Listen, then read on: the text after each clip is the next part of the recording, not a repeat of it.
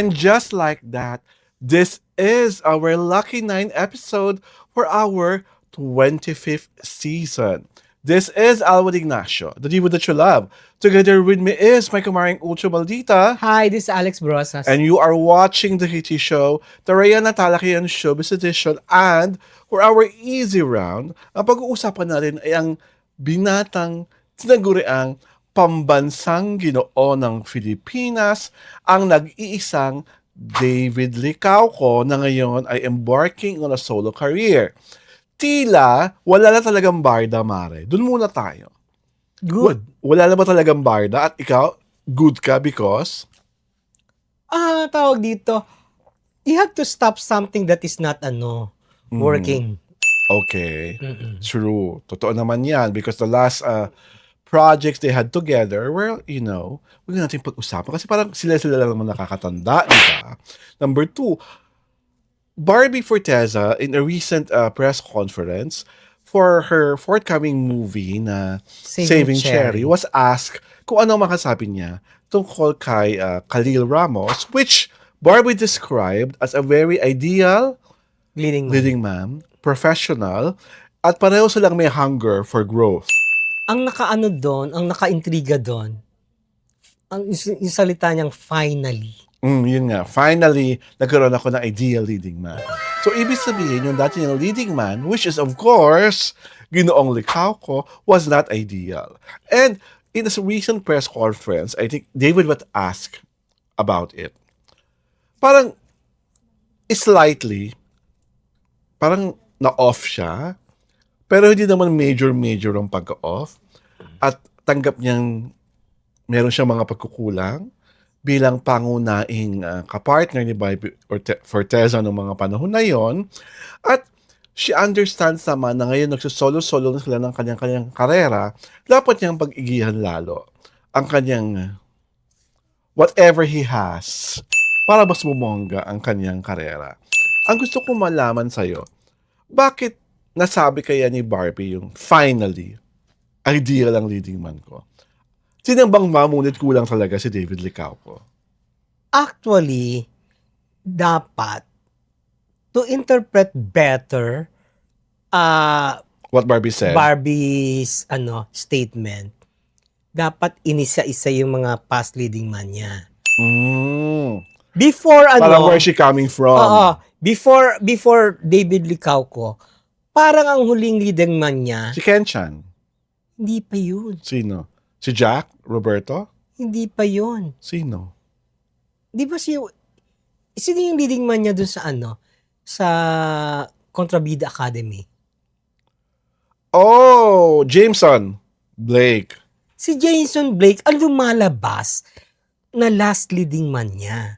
It's not David Licauco. Oh, last leading man niya si Jameson Blake, pero mas identified sila ni David Licauco bilang barda. Kaya yung mga tao in the event ni David, inassume siya ang pinarurunggitan ni Barbie na finally, I have an ideal leading man. Pero I think they're wrong there. Kasi ang last leading man niya, si Jameson Blake. Okay. Di ba na-link sila? Di ba lumalabas sila, nagja-jogging sila, nag-fan run sila, they were romantically linked. Pero alam natin yung linking na yun, for promo purposes yun eh. Oo nga, pero siya yung last eh. So whatever is the case, so what you're trying to tell me now is walang karapatang magtampo si David dahil hindi naman ikaw ang pinarurunggitan. Alam mo kasi, he felt alluded to kasi siya yung pinakamatagal na leading man. Okay. Nag-movie sila, TV show sila, ganon. So, reporters were thinking, bloggers were thinking, he was being alluded to in that statement, in that controversial context. Statement. Okay. So they asked, how did you feel? Di ba? Kasi I think si David Licauco is still cashing in on his Maginoo image. Oh. Di ba? Okay. So gentleman that he is, Hindi niya binarag-barag si ano, Si Barbie. si Barbie. Una-una, she was a former leading lady. Mhm. Pangalawa, she's a woman. Yes. Di ba?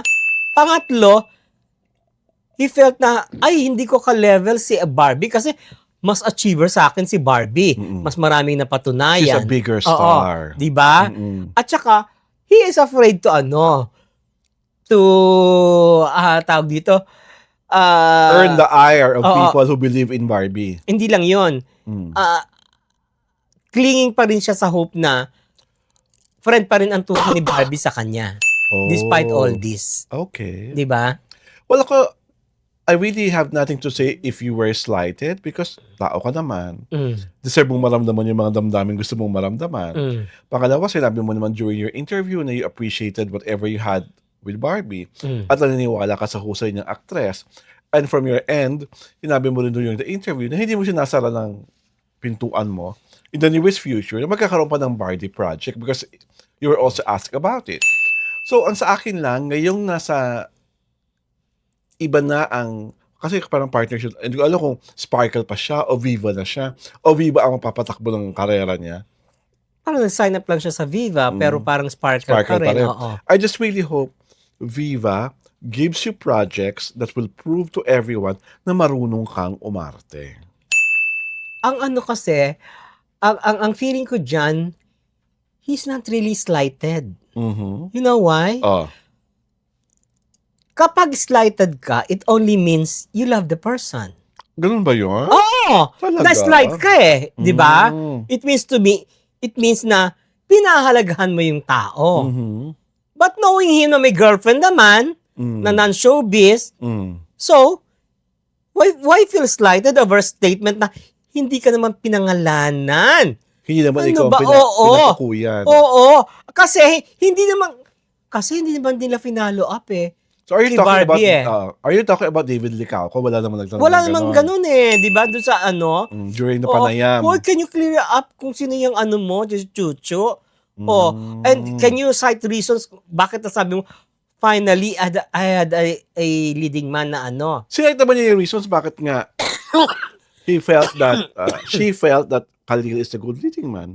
Sinayt naman niya na professional, magaling, at parehas walang may hunger to do good work. Kumbaga, yung plane nila, pareho sila ng plane. In sync sila. In sync sila on that quest to become better actors.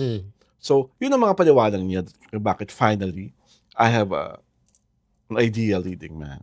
Kasi dapat may pinalo up yung question na, who are you referring to? Wala Kasi finally ibig sabihin, there were Other- leading men in the past na hindi mo ganong ka-feel. hindi kayo ganun kasing. Mm-mm. Well, wala na tayong magagawa doon dahil wala naman tayo nung panayam na yon. Yung mga tao naman, nag 1 + 1 = 2 lang kaagad na it has something to do with David. So David, huwag ka nang ma-offend. Huwag ka nang ma-slight.